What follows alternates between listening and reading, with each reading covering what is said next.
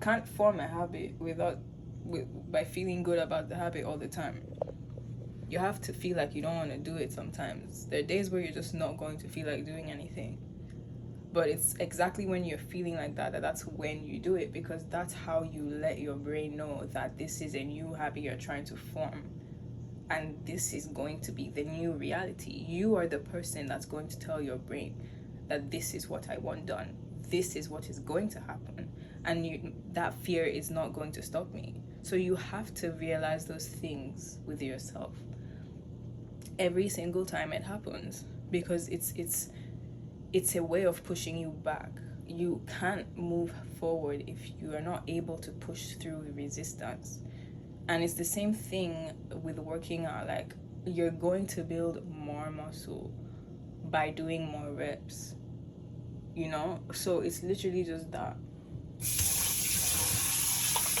You have to push through the limit. You can't just keep doing the same thing every time. Push yourself a little bit more the next day, the next moment. And that's just how it is for me, you know?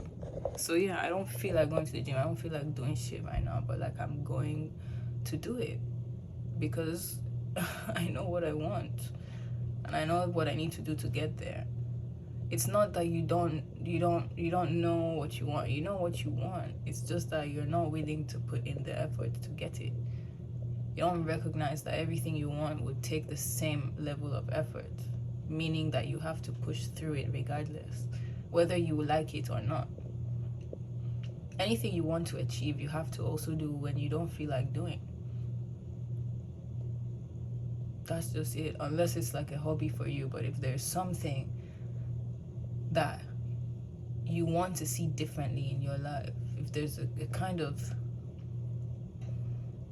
character within you that you really want to bring forth, you know, a limit, a block that you're trying to get rid of, you have to push through that block by taking action on working on that.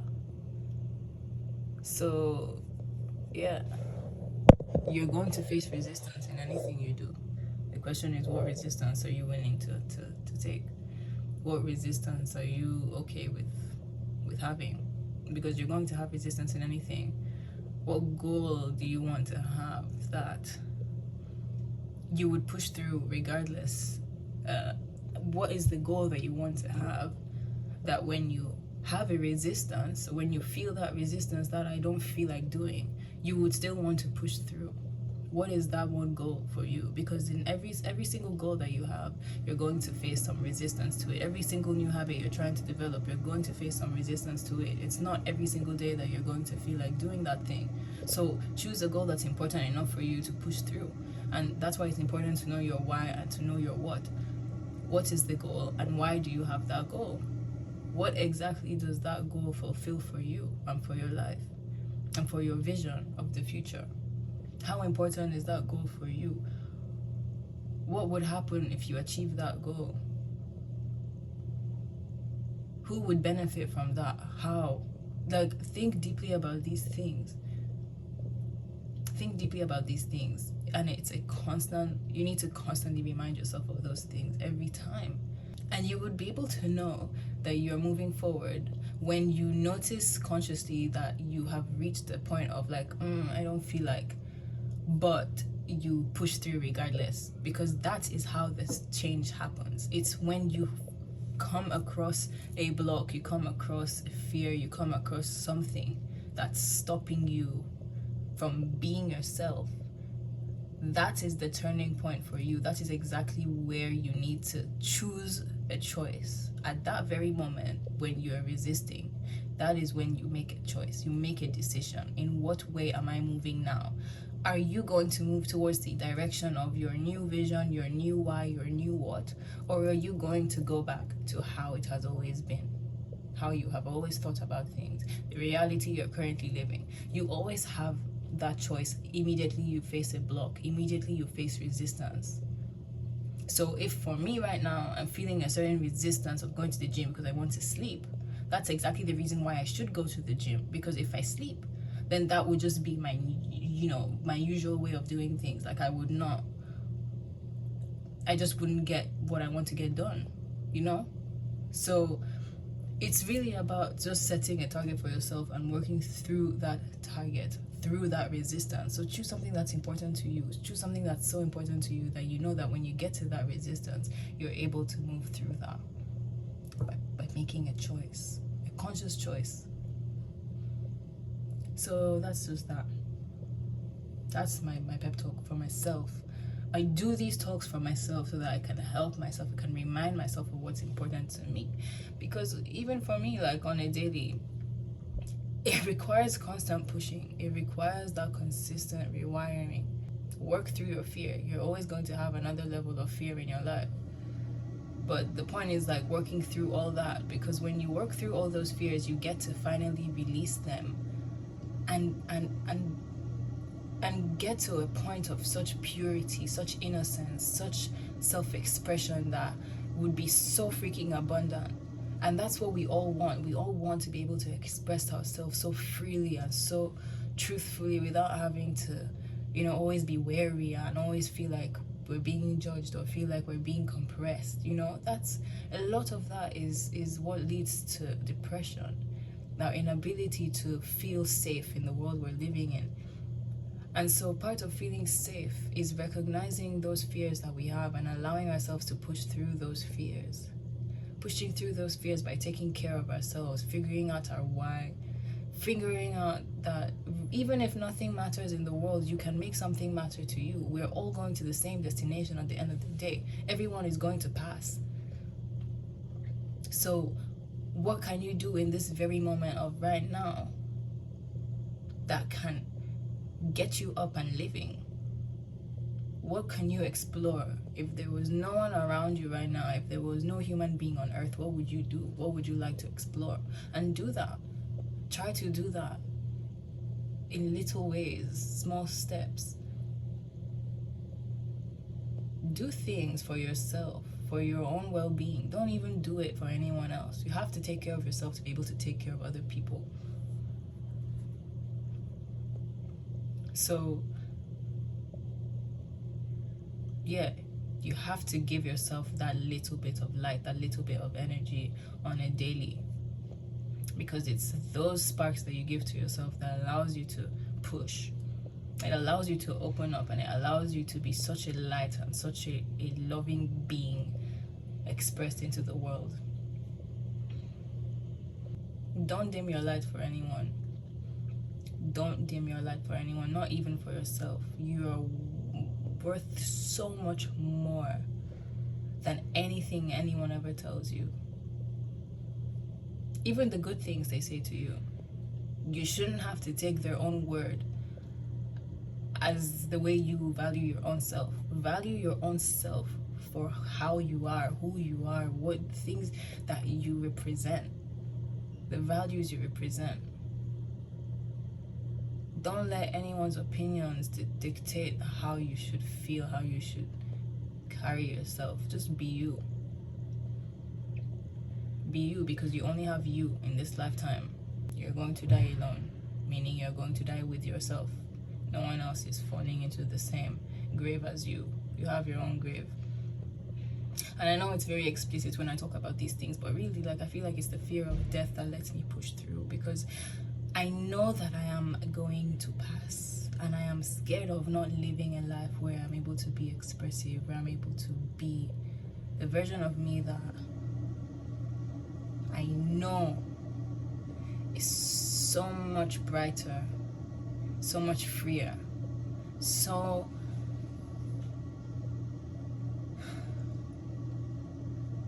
so in tune with everything and everyone. And that's really what I want for this world. I really want this world to feel safe, but you can't do that unless you can't live in a world that's safe unless you feel safe within yourself. You feel safe that no matter what happens around you, you have yourself, you have you. So you have to be your own best friend. You have to be your own best friend. There is nothing more important than that, because you are going to experience life in your body for the rest of your life. for the rest of your life. So how do you choose to treat your body? How do you choose to treat yourself? How do you choose to speak to yourself? How do you choose to go out with yourself or experience yourself? Think about those things. The greatest relationship you have to build on earth is the one with yourself. And when you get to the point of realizing that the relationship you build with yourself automatically builds relationships with other people, then I feel like then you figured it out. Because we are all one. That's the message. We are all one. So everything you do to yourself, you're doing to other people. Every single thing, every single action you take, it influences other people's actions. It influences other people's minds. So think clearly about what you're doing, why you're doing it, for what reason. Think about whether it's helping you, whether it's pushing you forward, or whether it's setting you back. Think about what kind of life you're going to continue living if you don't actually step up and recognize things that are no longer serving you, should no longer be in your life. Think about what nourishes your spirit and invite more of that into your life. Anything that does not nourish you, your spirit, your mind, your body, soul, please get rid of it or find a way to dispense of it or transform it. That's what you have to do. If you want to be at peace, you have to find peace within your own self, regardless of external circumstances. And the only way you can do that is by focusing inward and developing that relationship with yourself. How can you develop the relationship you have with your own self without looking to external things to make that happen? When you were a kid, you didn't need all those things. I mean, yeah, we needed toys and like dolls and, yes. But at the end of the day, it's that dialogue, that inner dialogue that we had within ourselves that we liked. When we're using the cars and we're creating the story or we're pretending to be Barbie or whatever, like it's that internal dialogue that we actually enjoy. It's less about the characters. It's more about seeing ourselves in those characters and being those characters. So think about that for yourself. What kind of inner dialogue do you want to have with yourself? How can you entertain your own self? What are things you can do to enhance that? And it's okay to also use things in your surroundings. I'm just saying, don't depend on those things for your happiness or peace. Because the impact of those things are not as strong as if it was coming from you internally. Things around us perish. They don't last. Our relationship with ourselves lasts. They last for a long time. So think about that for a moment. Think about the direction of your life, where you really want to go, and how you can make that happen for yourself. That's all I have to say. And I'm off to the gym. I have the inspiration now to go to the gym because I've done this motivational talk for myself. So even if sometimes it means picking up the phone and speaking to yourself, to push yourself to do things you don't want to do, then do it. Just do anything you can to make that happen. But rely on that relationship with yourself. Rely on your why. Rely on feelings. Rely on your gut. Rely on things that people can't see but feel. That's the way I work. That's the way I do my things. I go with my gut feelings because my gut always tells me the truth. It always tells me what I need to know, what I need to hear, even if my mind does not agree. So yeah, go with that first instinct. If you know there's something that you want to do, if you know you're pushed to do something, if you can feel that sense, that energy, please go ahead and jump on that thing. That's exactly what you should be doing. And you're going to keep getting those messages over and over and over again until it finally clicks in your head. There are some things that have not clicked for me over the years, and I had to. Sometimes you have to go through things the hard way to be able to experience what you actually were warned about, or to experience the things that you failed to follow your gut instinct to avoid. And so, yeah, you don't have to go through so many things, so many challenges to be able to recognize where you need to be heading, what you need to be doing. You know it already. You're just still hesitant and still scared and still fearful of being abandoned, being assassinated, being literally just killed, bro. Let's just get real about it. At the very bottom of every single fear is the fear of death. It's the fear of us being dead. We're scared of people killing us. We're scared of people killing us. That's really the thing we're scared about. Because people can kill us in so many ways. And I know I'm getting deep on this thing, but it's real. An abundance of entertainments, distractions, radiation, unhealthy food, water that's not clean. There are a lot of things that is happening in the world that's trying to diminish our light and diminish our ability to see and feel things. So be considerate of your environment. Be considerate of what you allow yourself to think about, what you accept. Be considerate about what you ingest. You need to think about every single thing that's going on in your life. Think about whether you really want to associate yourself with that thing, that thought. You have to think through those things. That's how you develop awareness and observation. I develop my observational skills every time that I look intently at things and I am thinking through them without being impulsive. I just observe the details. I try to observe as many details as possible. And whatever comes to me, whatever I feel, that's what I go with. Of course, it's a continuous thing. You have to keep observing and keep realizing how your body feels when you're close to someone, in proximity, I mean. Feel their energy. Feel how the food tastes. Feel how things smell. You have to just be aware of those things to be able to know what is good for you and what is not good for you, because there are many things in the world that are just not good for us.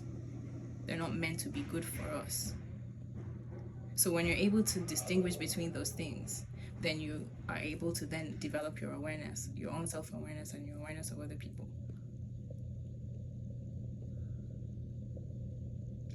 So yeah, that's how you develop some more consciousness. You have to question things and you have to be observant of things, and you need to know how your body is tuned to certain things in your life, certain energies in your life, certain activities in your life. Figure out what nourishes you, what diminishes you. From there, you know what actions to take. So keep going, keep pushing, and don't forget that you have all the power to make a decision today that can take you to the direction you want to be taken to, or you can be set back, or or you can stay in the same position that you're at. It's your choice. Make a choice and stick to that choice. And the more you're persistent, the more you keep overcoming fears and boundaries. When I say boundaries, I mean I don't mean boundaries in that way. I mean overcoming fears and overcoming the boundaries you've set on your own self-limits. Then you are able to express the most divine thing within you, which is your spirit, your life. So yeah, that's what I have to say about this, and I'm off to the gym. Okay, have a lovely one.